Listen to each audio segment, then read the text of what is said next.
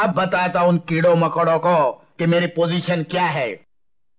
कान खोलकर सुन लो, जब तक मैं नेता की कुर्सी पर हूं, तुम्हारे गांव में कोई स्कूल नहीं बनेगा, कोई बच्चा नहीं पढ़ेगा, कोई कुआं नहीं बनेगा, कोई अस्पताल नहीं बनेगा। यहां तक कि मैं कोशिश करूंगा कि तुम्हारे गांव की बिजली भी कट जाए। तुम्हारे गांव में जो छोटे मोटे पक्के रोड है ना, उन्हें तुड़वा कर कच्चे रास्ते बना दूंगा, ताकि तुम लोगों को पता चल जाए कि मुझे वोट न देने की सजा क्या होती है। ये तो घोर अन्याय है। हम आपके खिलाफ आवाज उठाएंगे। तो जाओ, मेरे खिलाफ आवाज उठाओ, जाओ। अब तो अदालत भी मेरी है, जज भी मेरा है, जज की कलम भी मेरी है, पुलिस भी मेरी है और कानून भी मेरा है। जाओ।